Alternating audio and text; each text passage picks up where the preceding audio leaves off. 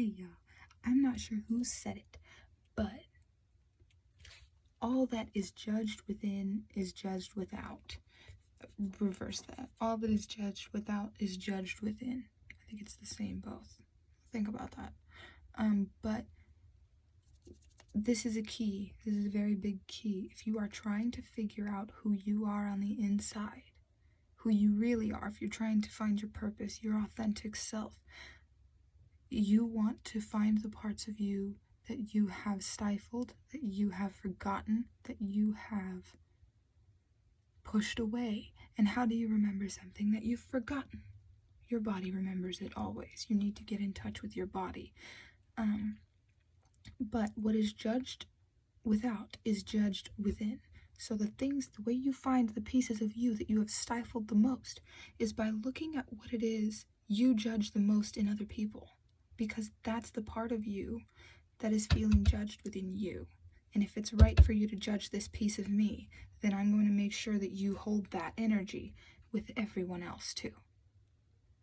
If you judge me for being too vocal, if you yourself judge you yourself, a part of you, to be judged for being too loud, you're too loud, be quiet. And then you start being a quiet person. And then when you're an adult, you're like, oh, I'm just a quiet person. Maybe not. Do you judge people who are loud? Do you think negatively or harshly about people who are loud or vocal or speak their minds, especially a certain sex? Because women tend to judge other women. And this is where we find our triggers. Men tend to judge other men, and this is where they find their triggers. Usually, not always, of course. But this is how you find your authentic you.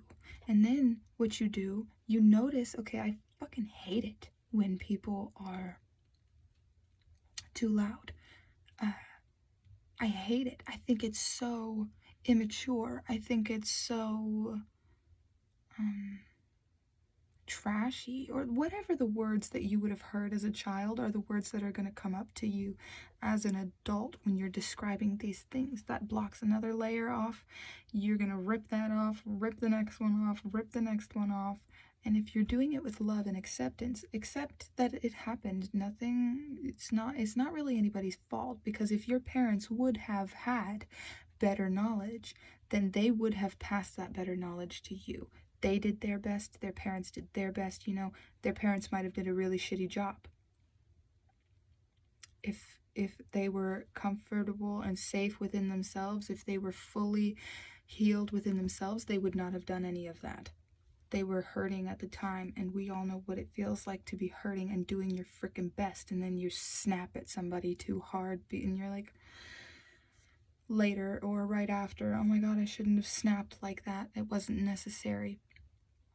But you're trying your best. You know that feeling. I didn't mean to. I'm sorry. Do the same thing with yourself. When you are judging something within yourself, you will judge it within them. See what you judge within them, and see what parts of you connect with that. Of course, there are parts of you that connect with that. But see what comes up when you start to think about these judgments you lay on other people. Think about it. And go down the rabbit hole with love and acceptance, because it's only going to lead you somewhere wonderful. There's only somewhere great. There's only somewhere farther than you are now. There's only somewhere more knowledgeable than you are now. Only something more intelligent, more understanding, more accepting, more loving on the other side of it. So why would you not want to? This is how we deal with shadows. This is how we love shadows and bring them out with care. They're not shadows because they're bad. They're shadows because we look away from them and our focus is the light. I love you guys. Thank you so much for taking time to listen to my video. I really hope that this helped, and I'm going to work on an intro. Bye.